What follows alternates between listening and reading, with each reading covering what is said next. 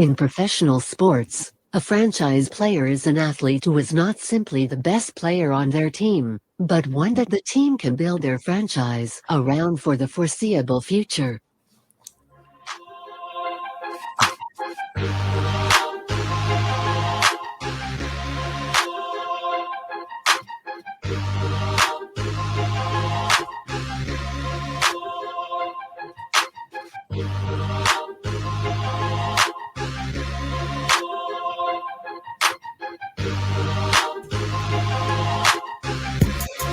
Welcome into a brand new edition of Franchise Players here on WWBG 1470 AM, your home for Triad Sports Talk every Friday afternoon during the TGI Friday lineup.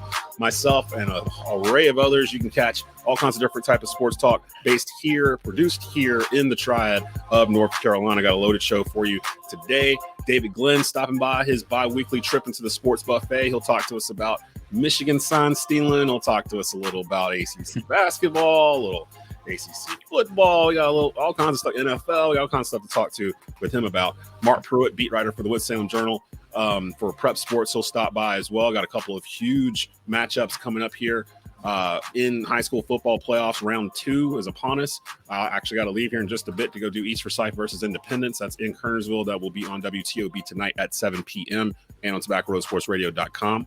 I can't remember who Grimsley's playing. I'll get that before the segment's over, but we got them as well. 7:30 p.m. Sun Valley. I'm sorry. Grimsley's hosting Sun Valley. 7:30 p.m. on WCOG, and of course also on Tobacco Road Sports Radio. Nobody does prep sports bigger than we do. Before we get to DG, before we get to Mark Pruitt, last week we did a preview for North Carolina hoops with the Athletics, Brendan Marks. Got me excited about him. I watched the exhibition that week before, and I was stunned to see that there was more than 2 kids that could actually shoot a basketball. It's been a long time since I've seen a Carolina team actually shoot it, and it's not like one of 2 kids that are shooting all the threes. They got some shooters over there, so I was surprised about that. Brendan talked to me a little about that. So I knew when we were done, I wanted to do a Duke preview too. Granted, the season's already started. We're all about 1 game in, and Duke's got a huge game against Arizona. And probably not the favorite of the Duke faithful, Caleb Love, showing back up in Durham on Friday. But it should be a good game. Arizona's ranked, I think, number 12 in the country right now. Duke's ranked number 4, if I'm not mistaken. And we bring on the hosts from the Devil's Den podcast, Josh Smith and Dustin Shue. What's going on, fellas? What's happening, Des? How you doing, man? Man, doing good. Staying busy. I don't even know what time it is or day it is. Like, it's just one of those the days just running to each other right now. But as long as we're staying busy, it's all good. It's basketball season. That's what it's basketball season. Yeah, I'm perked up now because normally I don't even think about college basketball really hard till around Thanksgiving. But sure. And NBA like around Christmas. That's usually for me, my mental clock kind of goes that way. But this year, I think it's the first year since maybe 2019 I've been really excited about college basketball. I've always said 2019 is that lynch point where we kind of got to the peak of college basketball of how it was going to be. And then everything after that, 2020, COVID, all that stuff, just weird years for Carolina and Duke in that stretch there. So it feels like we're getting more back to normal. I want to talk about Kyle Filipowski before we go any further, because it seems like everything stops and goes with him. The sophomore decided to come back instead of trying his luck in the NBA. He's returning for a sophomore season as a preseason All-American. What are your expectations for Kyle Filipowski this year? What are you expecting from him in terms of output, leadership, that kind of thing, as he goes from freshman year to sophomore year under John Shire? You want to go? I'll take it. I mean, we just talked about it on a podcast last week. We kind of did a season preview. I think I went a little higher than Josh. I expect him around 18 and a half points a game, 9 or 10 rebounds. I think last year he averaged 15 and a half and 9. And now he's got 2 good hips. So I'm going to bump him up to 18 and a half. About the same rebounds, although he will be playing the 5 a little bit more this year. So hopefully he'll grab 1 or 2 more. Leadership, as far as that goes, I mean, he's going to be a vocal guy, but I think Tyrese and some of the Tyrese being the point guard, he's kind of the one that I'm looking at being like the leader, him and Jeremy. But Flip being the best player, he's going to get his voice into. I got a chance to see Filipowski up close. I was at the ACC tournament, the championship night when they played Virginia, and I was on press row. So I'm sitting there watching him. It's the first time I really got a chance to see him, not on TV. He reminds me of the traditional old school Duke centers, like back to the basket, can get in the paint and just work for it. Like, his footwork is incredible. Like, I love what he does down in the paint. And for me, I'm old school. I prefer inside out basketball. I'd rather you dump it into a center, he kicks it back out, or he does something in the paint. And Filipowski kind of fits that to a T.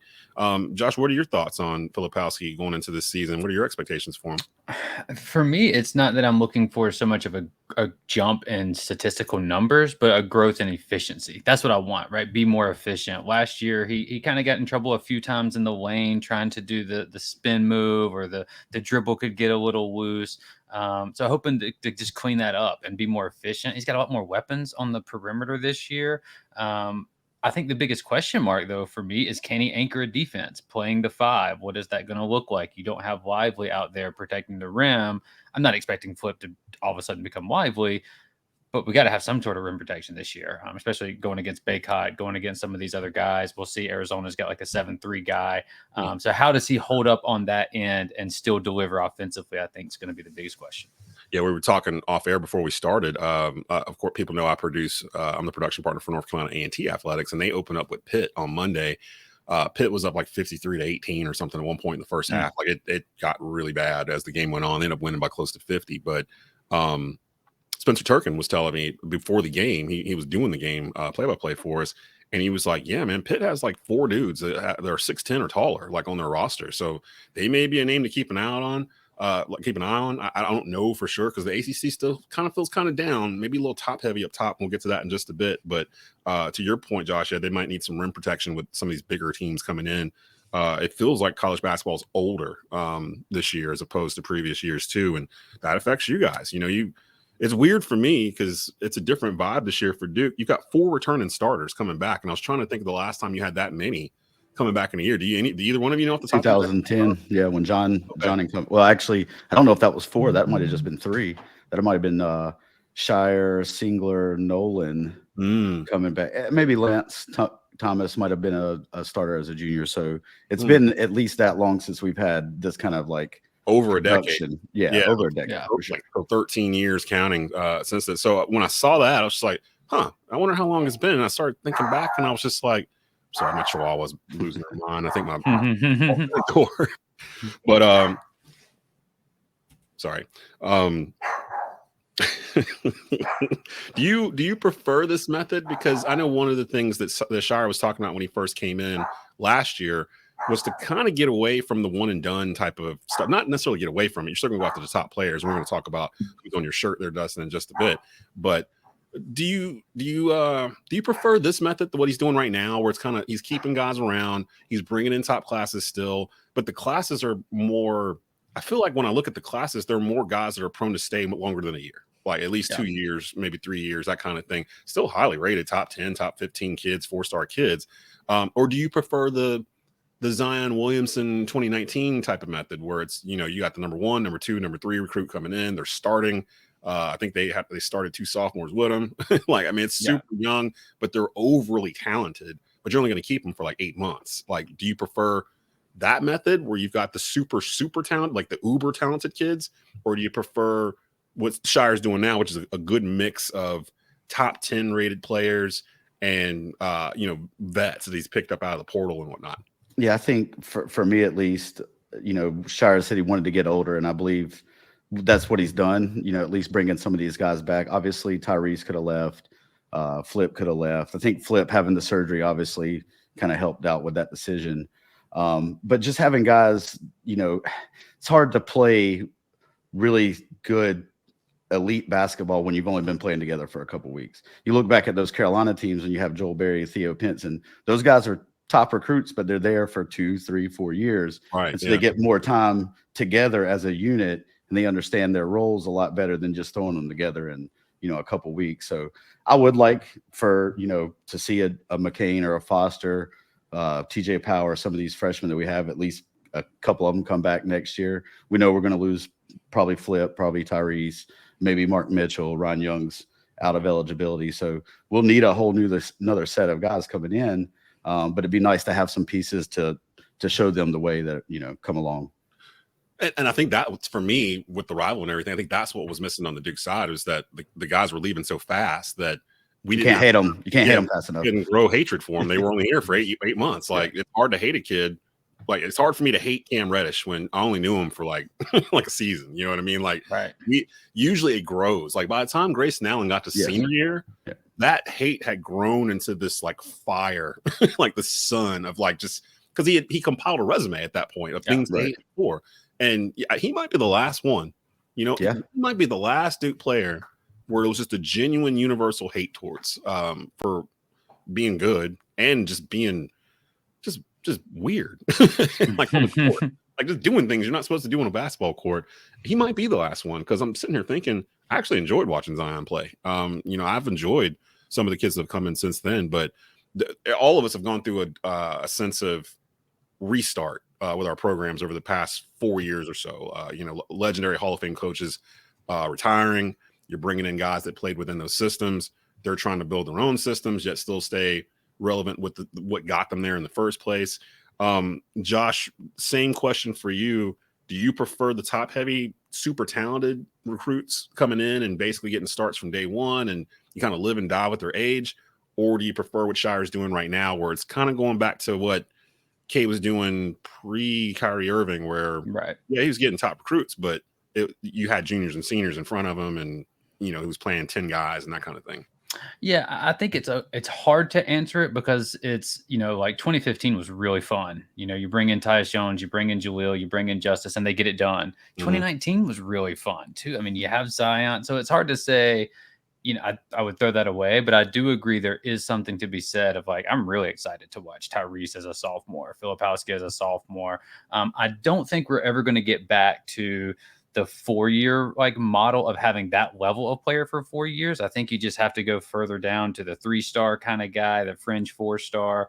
But if you can get those top 25, top 30-ish guys for 2 years, that might be the best way to try to recruit a class and say, okay, we're on a 2-year plan, right? Everyone's on a 2-year plan. You're still going to have a lot of turnover that way, but you get a little bit more buy-in. And I think for Duke fans, man, we were just burnt on that model. Because if you get the Zion class, it's really fun for 8 months. But if you don't get another one, you're struggling for the next 8 months. So it's tough out there. And not all classes have that type of talent. So if they don't have it, you're screwed. Yeah. And really, if you look around the landscape of college basketball, Duke's not the only school that's changed their mentality on that. Kentucky is the same way, where they were even heavier than Duke in terms of like what they were bringing in and then swapping out every 8-9 months.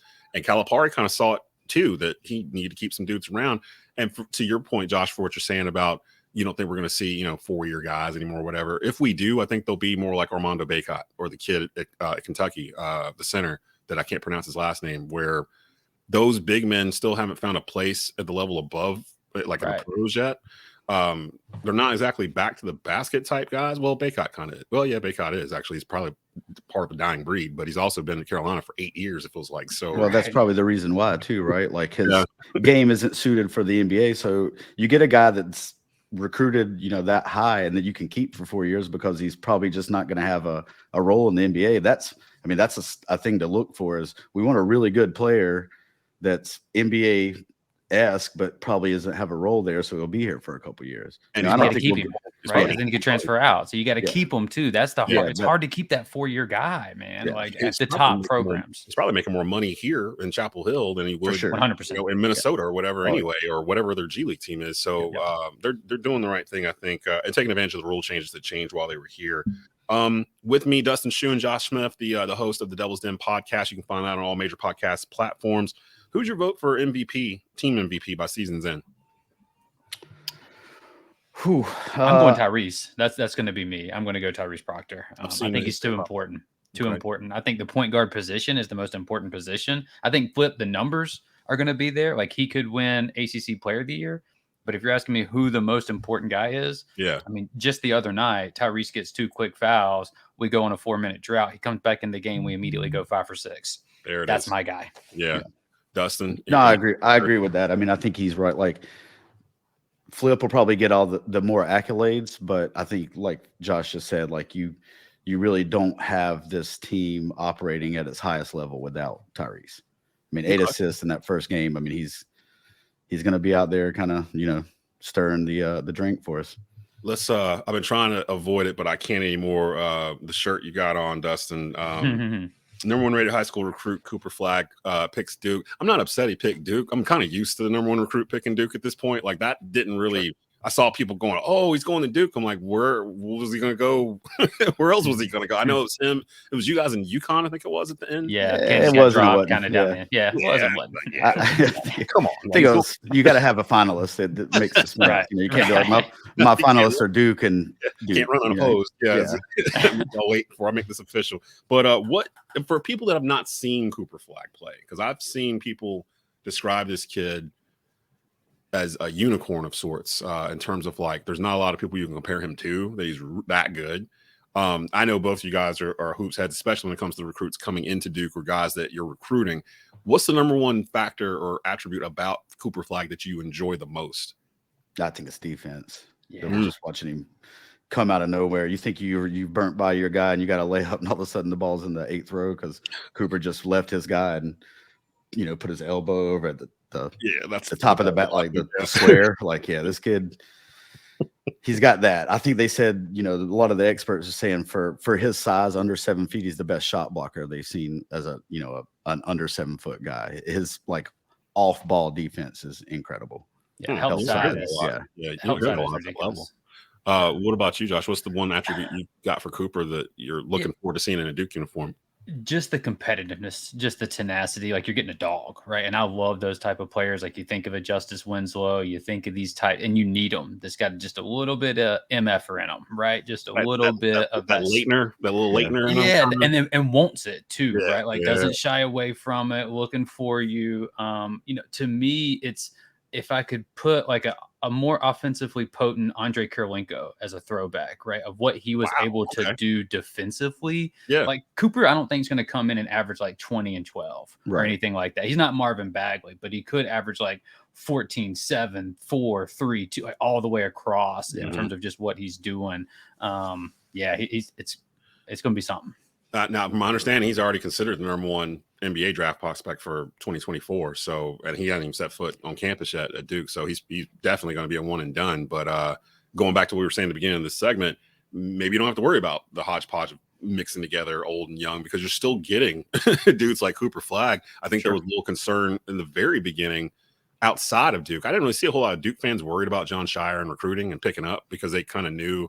It's the same way I was with Hubert in Carolina. It's like he's been here for like over a decade. He's been a part of the recruiting process.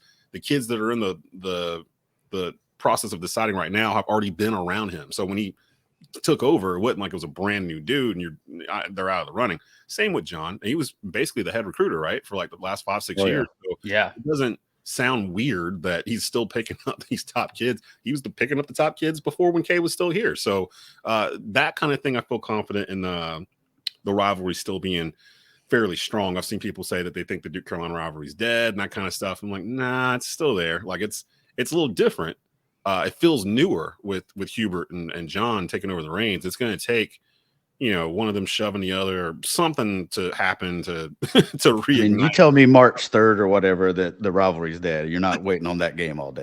Right. Like, what are you talking about? Like, and I see people like, ever since we did this or did that. Now, I will say I've tempered my hatred a bit since the Final Four 2 years ago. Like, I can't get myself up the same way for the previous two. Now, granted, that might be because Duke swept us last year. That might have had something to do with it. But this and the weight of the game, right? Like, that's the first time ever Final Four. You're not getting that again. It felt like the end of a movie. It felt like the end. And it's like, well, now we're just kind of sticking around for credits and post scenes and stuff like that. Side quest, I feel like that with the two teams they have now, Carolina actually finally having some depth. This is the first team Hubert's actually built in his own image, like what he wanted, instead of coaching Roy's kids. And Shire having 2 cycles underneath him to bring in the kids he wants, where for the most part, it feels like the K kids that were still there have pretty much gone, right? I mean, for the most part, the people that are there right now are guys that Jeremy's only 2 are there. Yeah, only 2 layovers. So it feels like it's a new chapter, new era. Finally, Duke has picked to win the ACC. Who do you have challenging them? Because the ACC is still pretty down, and we talked about this off air too. There's been a exodus of legendary coaches out of this conference due to retirement over the past 3 or 4 years, where I'm trying to think, the only coach in the ACC that has a ring is Tony Bennett. Tony Bennett. Yeah, at Virginia. Everybody else ringless yeah. so far to date. So who would you expect to step up to try to challenge Duke for the ACC? I mean, I like Miami still. Coach L, I think he's a great coach. They still got some talent. They've still got Nigel Pag. They've got Northrop Amir, Wooga Poplar. They've got a team. So I still expect them to. That's who I would pick. That's my second place finish. Virginia, I'm kind of curious to see. I know they lost a lot of guys. They still got Beekman, who's an incredible two-way player. But when you bring in new guys to fill in, I don't forget how many that they had transfer out. You bring in these new guys.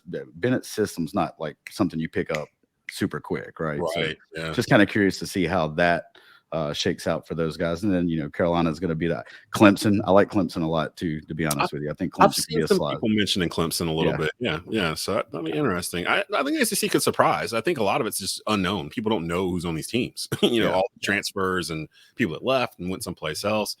Josh, real quick, who do you have challenging Duke for this? Because I do think Duke's going to be the front runner through the season. Who do you have kind of challenging them for the ACC this year? I think when it's all said, and this is going to be kind of a homer pick, right? I do feel pretty good about Duke being at the top of it. And I'm not sure like how close second and third are going to be, but I think, I agree with Virginia. I have Clemson and Carolina right there in that like 2-3 mold. A little out on Miami, to be honest with you. We'll see. They lost some dudes though, and I loved, the Jordan Miller kid? Like he was phenomenal. Huge fan of him. Pittsburgh's still around. Virginia Tech, are they ever going to kind of make that leap? The same could be said for Clemson, though, as well. It's hard to trust some of these teams. But, I think it's just going to be Duke and Carolina at the end of the day again, right? Surprise, surprise. Virginia Tech, man, if you have to go to Blacksburg, no matter what's on that roster, they're gonna play you hard. That's an environment. And we go there every year. Yeah, we take an L there every year. It's a spot, man. I think we lost up there last year too, if I'm not mistaken. So, I think people think the AC is down compared to previous years. But don't worry, next year we'll have USC and SMU and Stanford in the mix. And, we'll have them in the ACC, and maybe we'll do an ACC tournament in Las Vegas or something like that. Who knows? Like the whole thing is just completely changed. So enjoy. I know you guys got Duke in Arizona Friday night. Say hello to Caleb Love for the rest of us here. I haven't kept up with how well or poorly he's been doing, but I think I've only played one game. But played one game, 12 points, and they're ranked number 12, so this should be a pretty good test for Duke early on in the season. You guys are hosting that game, right? It's a Cameron. Yep, it's a Cameron. Yep. Cameron home and home. We'll play that up there next year. Yeah, nice. Are you guys going to be in attendance Friday night or? Unfortunately, I'll be at Shoe's house watching the game. But just as good. Yeah. I got to get these guys out of here. They are the host of the Devil's Den podcast, Dustin Shoe and Josh Smith. Make sure you go and find them on, especially if you're a Blue Devils fan, go find them on any major podcast platform. Follow them, subscribe to them, rate them, help them out. They'll be on all season long discussing Duke hoops. Appreciate you guys coming on. Thanks, man. Des. Take care, Des. Coming up, David Glenn coming in. He's going to stump in the sports buffet like he does every other week. We'll start off with this whole Jim Harbaugh Michigan thing. Is Jim Harbaugh going to be a Chicago Bears coach next year? I'll talk to him about that and a little bit more after this. Franchise Players here on WWBG 1470 AM and WTOB 980 AM. Franchise players are often referred to as the face of the franchise.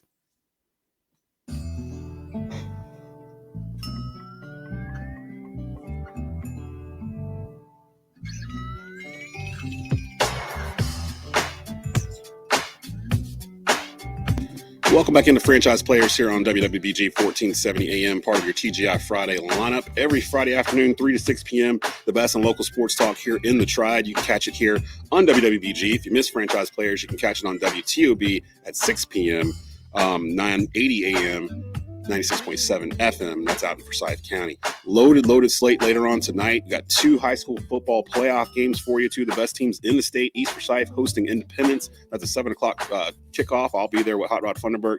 And in Greensboro, Grimsley hosting Sun Valley. Both of those 4A state playoff games. That game kicks off at 7:30. If that's on for you, North Carolina A&T hoops action is on as well. They're facing UNCG at the Greensboro Coliseum. Spencer Turkin will be on the call for that for the Aggie Sports Network. And that's also all 3 of those you can hear on TobaccoRoadSportsRadio.com later on today. Joining me right now, as he does in his bi-weekly jaunt through franchise players from the North Carolina Sports Network, it's David Glenn. What's going on, brother? How you doing? I am doing great, Des. It's good to be with you again.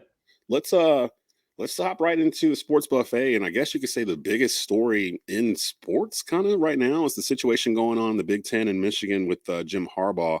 What do you think should happen here? Because on one hand, and I've had a chance to talk to like high school coaches and college coaches and things like that about this situation, and almost to a T, all of them are like, well, yeah, this goes on all over the place. Like, this isn't anything new, but the level that Michigan has gone to steal the signs is a little bit new in terms of having like staffers on the other sideline. And, it's almost a Bill Belichickian type of thing, but it's at the college level. What do you think ultimately happens here with Michigan and Jim Harbaugh? They're the third-ranked team in the college football playoff poll right now and are in a prime position to get into the playoff again. Yeah, number one, I'm not a huge fan of the everybody does it idea. I think it's often misapplied. For example, we would not treat, Des, somebody who was going 75 miles an hour in a 70-mile-an-hour zone. That's technically speeding, right? We would not treat that same person the same way if they were going 150 miles an hour and weaving through traffic while in a downpour during heavy traffic, right? Right. I mean, they're both speeding, right? But we don't just say, oh, everybody speeds. It's true that almost everybody speeds. It's not true that all forms of speeding are the same, right? Yeah. And in this particular case, whereas it is perfectly legal in some contexts to steal your opponent's signs, and that's why, at least until they get the helmet plays called in at the college level the way they do at the pro level, sign stealing is going to be a part of college football in the legal sense. But when you get to the point where you've got a guy on your behalf going all over the country and violating NCAA rules about audio and videotaping those signals off campus, in person, those are not allowed. Yeah. And there was a great poll done by The Athletic that I thought was much more, they asked the question in a much more compelling way of college coaches. And it was basically, should something be done here? And whereas some of the same coaches who said some of this does go on, a huge majority of those college coaches said the Wolverines need to be held accountable. Now, the quick follow-up on that, and to me, if college coaches overwhelmingly say they need to be held accountable, then I'm with the college coaches on that because they live in that world in a way that I do not. But the postscript is the NCAA, which I've been following their really poor track record for enforcing their own rules for a long, long time. There is zero chance that the NCAA can do a thorough investigation between now and the college football playoff. Zero. Will not happen. And that's why there is a mountain of pressure on a brand new Big Ten commissioner, because the NCAA could punish the Wolverines down the line, but we all know how that works. If they win the national championship, what's the most that could happen? They vacate it or they suspend Jim Harbaugh or whatever. The NCAA does not have the tools to solve this problem and execute this investigation on the timetable that most fans would like to see it done. And that means the Big Ten commissioner is the only person that is also in a position to reprimand or suspend or penalize the Michigan Wolverines. He is under massive pressure. Michigan's lawyers have already told him that if he goes too far, too fast, they're going to take him to court. And you might have like an injunction in front of a judge helping determine whether either Jim Harbaugh is allowed to be on the sidelines, or I don't think it'll come to this. Oof. But if somehow the Big Ten wanted to, prevent the Wolverines from being the Big Ten champion or going, that's probably not going to happen. But I'm one of those who believes that when you stray this far from the rules, you need to be held accountable because it goes to the integrity of the game. And it is not mere coincidence, in my opinion, that Jim Harbaugh's track record at Michigan was a nice level until these shenanigans started. Right. And then it's off the charts, amazingly dominant since this stuff happened. As a baseball pitcher, I can tell you this, man. The batters were a lot better when the guy on second base was telling them what I was about to throw. And the batters were a lot worse when they had to guess whether it was a fastball, a curveball, or a changeup. And I don't like to see those who break the rules go by unscathed. So I hope Michigan is held accountable. Again, I just don't know if it's going to happen on this short timetable. Yeah, it's almost feels like the NCAA just kind of hopes that Michigan loses, like somewhere along the way. Right? So it kind of takes that aspect out of it because they don't want to be responsible for, wrecking a potential national championship season, especially with a blue blood like Michigan of all teams. But on the other hand, to your point, you're absolutely right. They can't get away with it just because they're Michigan or because it's Jim Harbaugh. This is the second scandal that Michigan's been involved in the past 12 months with the NCAA. Do you think this is the last season Jim Harbaugh coaches at Michigan? Because I do remember last year, and we're going to get to the Panthers in just a bit. Yep. I remember last year, Harbaugh people kind of forgot about it. He kind of sent out a feeler. I don't know if anybody remembers to Charlotte, David Tepper, to kind of see what was going on with the coach. It was while the season was still going on. Wilkes was the interim head coach still, and they hadn't decided what they were going to do. But that story was out there that he was asking around about it, and then he ended up going back to Michigan. Do you think, and I mentioned this on a pod earlier this week, my vibe is that Jim Harbaugh is going to be the next coach of the Chicago Bears, like start next year. Like it just fits. Like he's a former player. Yeah. He's had success in the NFL. They're going to have 2 top 5 draft picks based off of what happened last night. It looks like a ready-made situation for him to just go in there. They got a defense. I saw that last night. He could just go in there and start from scratch like he did in San Francisco and have immediate success in that division. Do you think there's a chance that he's gone from Michigan by the end of this year, or do you think he stays? I think there is a chance that he leaves, but I really think it's mostly a Jim Harbaugh decision. Remember, the Wolverines have not been relevant at the very top level of college football all that often in recent decades. He has them peaking in a way they have not peaked very often, since the Bo Schembechler years, right? Yeah. And Michigan knows the value of that is really, really high. This is going to come down to whether Jim Harbaugh, who of course has been a successful NFL head coach, had that playing career in the NFL as well. I think it's going to come down to what he wants for the remainder of his coaching career. Maybe he misses some things about the NFL. Maybe he sours on the NCAA if he ends up getting reprimanded or suspended again in his case. Remember, he missed the opening of this season because of an NCAA suspension. Over cheeseburgers. So, in this case, the guy's winning at such a level that even if you don't like him or you think he's a cheater or you think he's cutting ethical and moral and NCAA rules guidelines, cutting corners on those things, he's in the driver's seat here because there are NFL teams that would want him, Bears or otherwise. And I think the majority of Wolverines fans are so happy to be in the national conversation again that they might be wondering that if he leaves, there'll be another long delay before the Wolverines are right up there next to those Ohio State Buckeyes on a regular basis again, the way they are right now.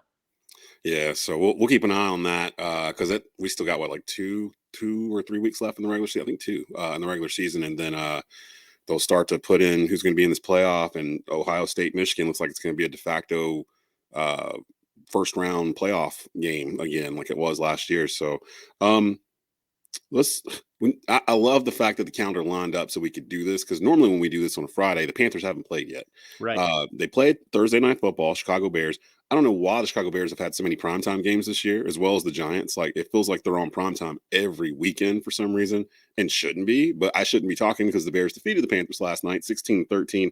Edie Pinheiro missed a 54-yard field goal with about 1:40 left in the fourth quarter to basically secure the win for the Bears. As you're watching these games, and I'm going to start asking other people this as well, because I do feel like I've been more protective of Bryce Young in terms of his play. But the past couple of games in particular, maybe it's because Thomas Brown is calling the plays instead of Frank Wright. It feels like he's been exposed a little bit more in terms of what he can and can't do. What do you think is Bryce Young's biggest flaw right now when you're watching the Panthers play? I don't think he's a confident down the field passer. And right now, think of all the moving parts on offense. Can the Panthers run the ball against most opponents? Answer no. That adds pressure to the quarterback. Are the Panthers a dominant defensive team? No, I'd argue they're not a bad defensive team compared to how poorly they're playing on offense, but they're certainly not dominant on that side of the ball. What does that do? It adds more pressure to the quarterback position.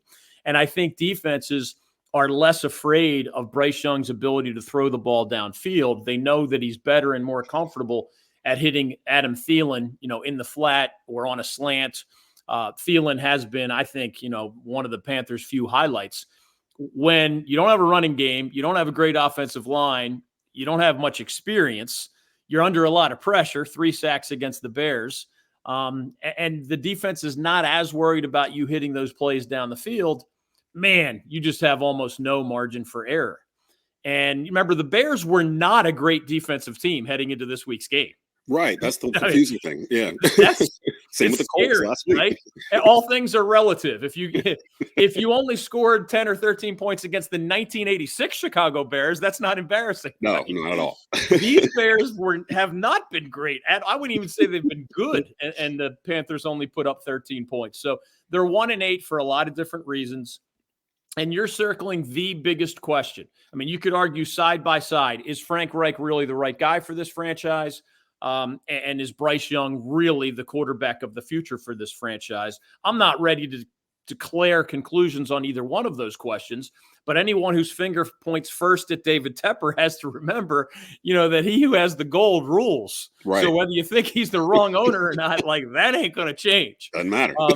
He's going to be the one directly and indirectly making decisions about whether, Frank Reich and Bryce Young in the bigger picture after this train wreck of a season are really the right guys to get the Panthers where David Tepper wants them to go.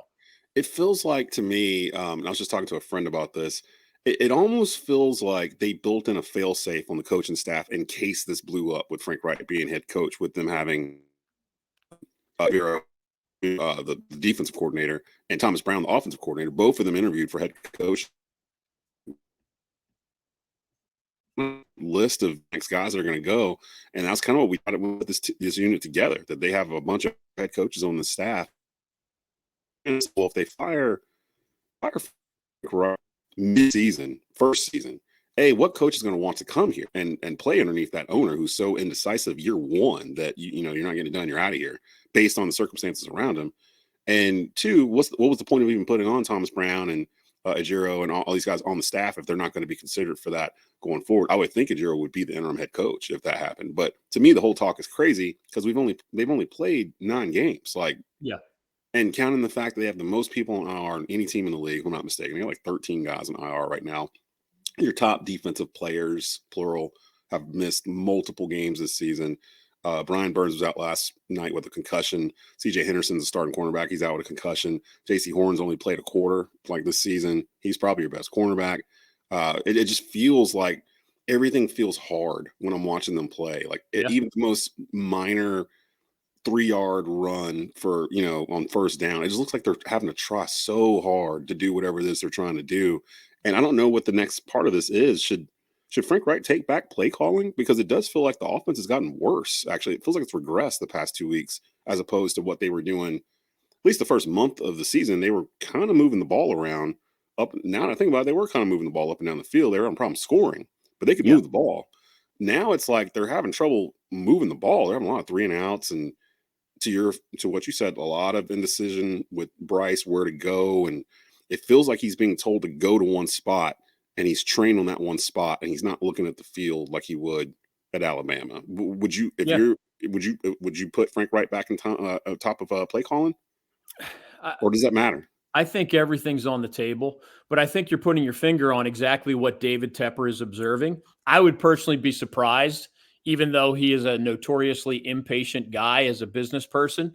I'd be surprised if he made a change after year one, but I think he's a smart guy in some ways, and part of that is going to be scrutinizing the details, right? You and I talked back in August, and I think maybe if you're working for the Panthers, you're so emotionally invested that you can't see the forest for the trees sometimes. But it is not a shock to most outsiders and those paid to observe the NFL for a living. It is not a shock that Bryce Young is struggling as a rookie NFL quarterback and the Carolina Panthers are trending toward the bottom of the standings. Neither of those things should be a surprise to anyone looking at this picture objectively. Again, given the truly horrific track record of number one overall quarterback draft picks, even the guys that ended up in the Hall of Fame were on bad teams and played statistically poorly as first-year NFL players. So I think David Tepper is looking at these little things. For example, there was no effort problem in that loss to the Bears, right? That was a 16-13 game that maybe if Pinheiro hits that field goal, who knows, maybe the result changes. There have been a couple weeks where the Panthers have been truly embarrassed, but you scrutinize the player's attitude toward the head coach, the player's attitude toward the assistant coach, the head coach's decisions about play calling, and the coordinator's various roles. Do you get better from game 1 to game 17, right? We have examples in college football where teams that looked horrifically bad in September actually look pretty solid in November. And that's a tribute to that head coach who might be viewed differently by the athletic director in the college setting, or obviously the owner here in the pro setting. So all these details matter. And as much as the rest of the regular season doesn't matter for the usual purposes, fans wonder about playoff positioning and all that stuff, that's out the window.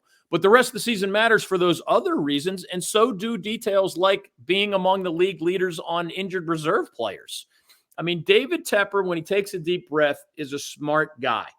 And he's going to look at all the complicating factors, including those we just laid out, when he makes his biggest decisions. And my guess is that those biggest decisions are going to include, going into next year with Frank Reich as the head coach, Bryce Young as the quarterback, and then scrutinizing all of those other details, free agency, of course, but also play calling and leadership and all the other things that it takes to, David Tepper wants to turn the Panthers into the southern version of the Pittsburgh Steelers, the franchise where he was a minority owner. The Steelers are known for patience, consistent success, sometimes even winning through lack of talent and ugly. Steelers are not great statistically right now, but amazingly, they have another winning record under Mike Tomlin. Tomlin their way to wins. Like David Tepper has that mental blueprint, and I think the patience part of that blueprint is going to allow this experiment to play out a while longer. Real quick before I get you out of here, a little ACC hoops, because all that started this week as well. Tonight, number 4th ranked Duke taking on 12th ranked Arizona means the return of Caleb Love to Cameron Indoor Stadium. Is Caleb Love the biggest villain in UNC Duke history? Wow. He's one of them. From the Duke perspective, keep in mind, Tyler Hansbrough, they had to rename Cameron Indoor Stadium Hansbrough Indoor Stadium, right? Yeah, because good times. Hansbrough has about as many feathers in his cap in that rivalry as you'll ever see. But Caleb Love is a fascinating figure because he is a disappointing figure in the eyes of UNC fans, and yet he is that very successful villain in the eyes of Duke fans. Yep. I mean, Caleb Love hit one of the biggest shots in the history of that rivalry as Carolina beats Duke at the Final Four and sends Mike Krzyzewski into retirement. And, oh, by the way, Caleb Love, I believe, won 2 of his 3 trips with the Tar Heels to Cameron Indoor Stadium over his 3 seasons with the Heels. Yep. I'm personally a believer that the Heels are better off getting a fresh start without Caleb Love, who's a very complicated player, talented, but also mercurial. Mm-hmm. Look that up in the dictionary. It defines Caleb Love, man. I also think he can still be good as an Arizona guard. We all know he's talented, but that marriage absolutely was not working in Chapel Hill. So I'm personally happy for both sides that they get fresh starts. And it is a rare, fascinating dynamic that Caleb Love, who must have thought, the day he decided to transfer from Carolina, he must have thought, he's gonna be 100 years old and still talking about his 2 wins in Cameron and the shot at the Final Four over the Blue Devils. And sure enough, he gets him at least one more time. And it is going to be fascinating to watch how the Cameron Crazies receive him and how he plays against what is, I think, one of the best teams in the country, the Duke Blue Devils. Yeah, Duke looks pretty good from what I saw from them. Carolina looks way better than they did the past couple of years. They can actually shoot, which is actually unique. I wasn't expecting that. Like, they got multiple guys, and Hubert's running like 10 dudes, which is kind of harkening back to Roy Williams, Dean Smith stuff. So it'll be interesting to see. We had the Devil's Den podcast host on right before you, and we were asking, who do you think is going to challenge Duke for the ACC? And Carolina popped up, a couple other, Clemson, Virginia, the regulars. Miami, yeah. So it's kind of a wait and see. But from what I've seen so far between both Carolina and Duke, I think it's going to be those two top the ACC again. We'll have you back week after next. Is that Thanksgiving week? It is. It is Thanksgiving week. Yeah. So we'll have something on. We'll probably tape after Thanksgiving. And have that on the 24th. So you'll be back with us then. We'll have some more college football to discuss by then. We'll probably know what's going on with Michigan by then too, I would think. So, and we'll probably see where Florida State, they can hang on to one of these top 4 spots in the college football playoff for the ACC. We'll probably have a good idea who's going to be in the ACC championship game, all that good stuff. So we'll talk about all that and more when he comes back. You can follow him on Twitter at David Glenn Show. Go subscribe to the North Carolina Sports Network on YouTube right now. Good content coming out, plus the return of the David Glenn Show. That is there as well. So you can listen and watch all that stuff there on YouTube on their channel. Appreciate you, DG. Well, given that timetable you just mentioned, I'll say I'm thankful for our relationship over these many years, man. Yes. So add that to our happy Thanksgiving blessings. I look forward to next time. All right, coming up, Mark Pruitt from the Winston-Salem Journal will stop by. He'll preview that East Forsyth Independence playoff game, as well as Grimsley versus Sun Valley, and a bunch of other ones going on around the state. Second round's usually where things start to thin out a little bit in terms of who the real contenders and pretenders are. We'll get to that in just a bit. You're listening to Franchise Players here on WWBG 1470 AM.